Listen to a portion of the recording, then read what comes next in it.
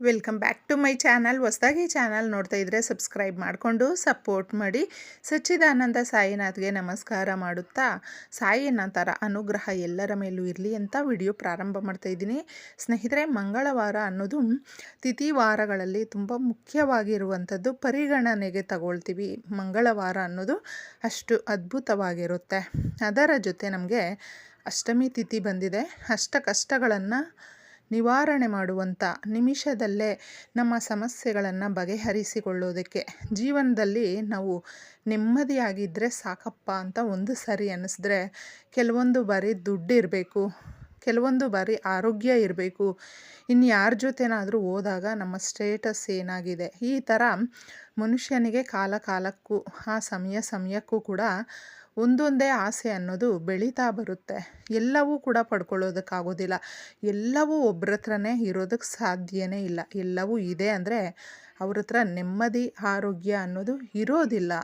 ಅದಕ್ಕೋಸ್ಕರ ಇದ್ದಷ್ಟರಲ್ಲೇ ನಾವು ಜೀವನ ಸುಂದರವಾಗಿ ನಡೆಸ್ಕೊಳ್ಬೇಕು, ಚೆನ್ನಾಗಿರಬೇಕು, ಆರೋಗ್ಯವಾಗಿ ಇರಬೇಕು.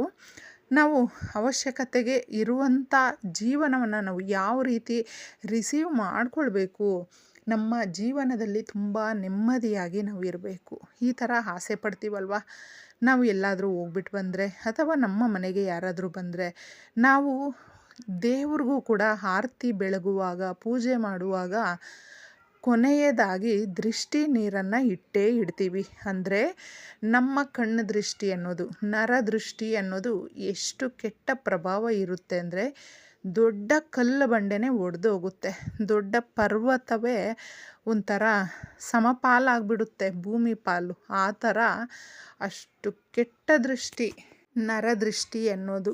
ನಾವು ಏನಾದರೂ ಸಿಂಪಲ್ಲಾಗೆ ಎಲ್ಲಾದರೂ ಅಕೇಶನ್ಗೆ ಹೋದಾಗ, ಪ್ರೋಗ್ರಾಮ್ಗಳು, ಮನೆಯಲ್ಲಿ ಹಬ್ಬ ಹರಿದಿನ, ಇಲ್ಲ ಸುಮ್ಮನೆ ಹಾಗೆ ದೇವಸ್ಥಾನಕ್ಕೆ ಹೋಗಿ ಬಂದರು, ಸುಮ್ಮನೆ ನಮಗೊಂಥರ ವಾಮಿಟ್ ಬರೋ ಥರ, ಕೈ ಕಾಲು ಸುಸ್ತಾಗಿಬಿಡೋದು, ಹೊಟ್ಟೆ ತಿರು ಬಿಡೋದು, ಏನೂ ಬೇಡ, ಊಟ ನೀರು ಏನೂ ಬೇಡಪ್ಪ, ಎಲ್ಲಿ ರೋಡಲ್ಲಿ ಮಲ್ಕೊಂಡ್ಬಿಟ್ರೂ ಸಾಕು, ಎಲ್ಲೇ ಸಿಕ್ಕಿದ್ರೂ ಸಾಕು, ಫುಟ್ಪಾತ್ ಮೇಲೆ ಮಲ್ಕೊಂಡ್ರು ಆಯಿತು, ಆ ಥರ ಆಗಿಬಿಟ್ಟಿದೆ ನಮಗೆ ಅಂತ ಹೇಳ್ತೀವಿ. ಅಂದರೆ ನಾವು ಹೊರಗಡೆ ಹೋದಾಗ ನಿಮಿಷದಲ್ಲೇ ನಮ್ಗೆ ಆ ಥರ ಆಗಿಬಿಡುತ್ತೆ. ಇನ್ನು ಮನೆಯಲ್ಲಿದ್ದರೂ ಕೂಡ ನಮ್ಮ ಸಂಬಂಧಿಕರೇ ಆಗಿರಬಹುದು, ತುಂಬ ಹತ್ತಿರದವರೇ ಏನಕ್ಕಾದರೂ ನಮ್ಮ ಮನೆಗೆ ಬರ್ತಾರೆ, ನಮ್ಮ ಮನೆಯನ್ನೆಲ್ಲ ಒಂದು ಸಾರಿ ಕಣ್ಣಾಡಿಸ್ತಾರೆ.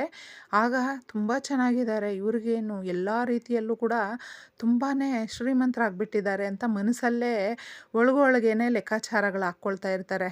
ಬಾಯಿ ಬಿಟ್ಟು ಮಾತಾಡುವಾಗ ತುಂಬ ಚೆನ್ನಾಗಿ ಮಾತಾಡ್ತಾರೆ. ಇದೆಲ್ಲವೂ ಕೂಡ ಒಂದಲ್ಲ ಒಂದು ರೀತಿಯಲ್ಲಿ ನಮಗೆ ಅನುಭವ ಆಗೇ ಇರುತ್ತೆ.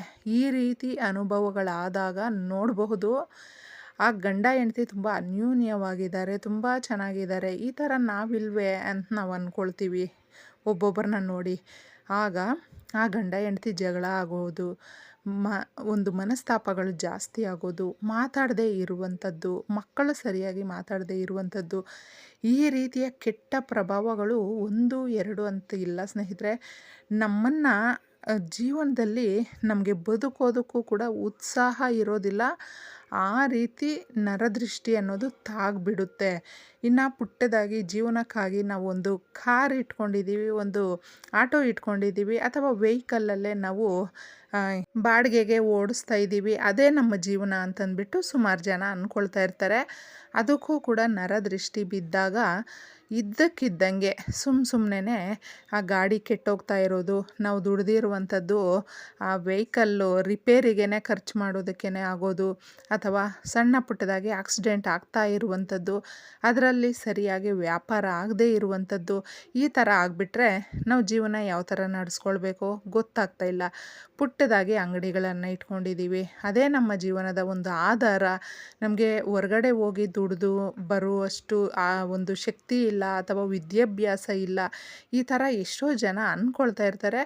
ಜೀವನ ಒಂದು ನಡೆಸ್ಕೊಳ್ಳೋದಕ್ಕೆ ನಮಗೆ ಒಂದು ಉತ್ತಮವಾಗಿ ಇರಬೇಕು, ಎಲ್ಲ ರೀತಿಯ ಸೌಕರ್ಯ ಚೆನ್ನಾಗಿ ನಡಿಬೇಕು ಅನ್ನೋದಕ್ಕೆ ಈ ರೀತಿ ದೃಷ್ಟಿ ತೆಗೆಯೋದ್ರಿಂದ ನಮ್ಮ ಮನೆ ಕೂಡ ತುಂಬ ಚೆನ್ನಾಗಿರುತ್ತೆ, ನಾವು ಆರೋಗ್ಯವಾಗಿರ್ತೀವಿ, ನಾವು ಅಂದುಕೊಂಡಿರುವ ಕೆಲಸಗಳು ಕೂಡ ನಿರ್ವಿಘ್ನವಾಗಿ ನೆರವೇರೋದಕ್ಕೆ ಈ ಒಂದು ಒಣಮೆಣಸಿನಕಾಯಿ, ಬೆಳ್ಳುಳ್ಳಿ ಅನ್ನೋದು ತುಂಬ ಸಹಾಯಕ್ಕೆ ಬರುತ್ತೆ.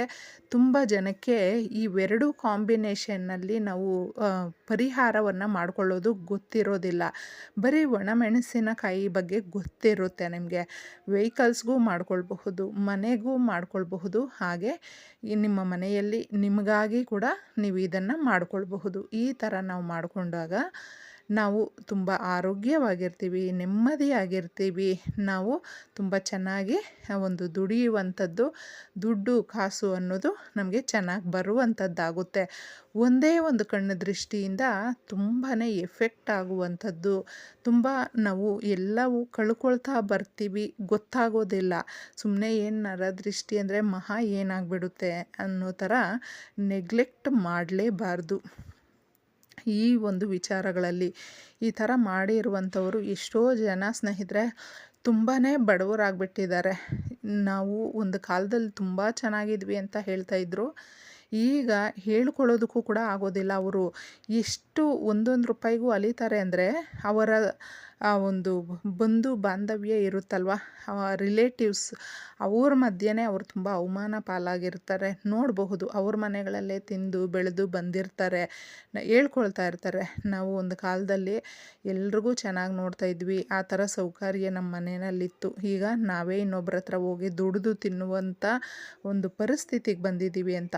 ಆ ಥರ ಮಟ್ಟಕ್ಕೂ ಕೂಡ ನಮ್ಮನ್ನು ಕರ್ಕೊಂಡೋಗ್ಬಿಡುತ್ತೆ ನರದೃಷ್ಟಿ ಅನ್ನೋದು. ಅಷ್ಟು ಕೆಟ್ಟ ಶಕ್ತಿ ಅನ್ನೋದು ಈ ಪ್ರಪಂಚದಲ್ಲೇ ಇಲ್ವೇನೋ ಅಷ್ಟು ಇರುತ್ತೆ. ಬ್ಲ್ಯಾಕ್ ಮ್ಯಾಜಿಕ್ ಮಾಡ್ತಾರೆ, ಅದರ ಪ್ರಭಾವದಿಂದ ತುಂಬಾ ಒದ್ದಾಡ್ತಾ ಇರ್ತಾರೆ.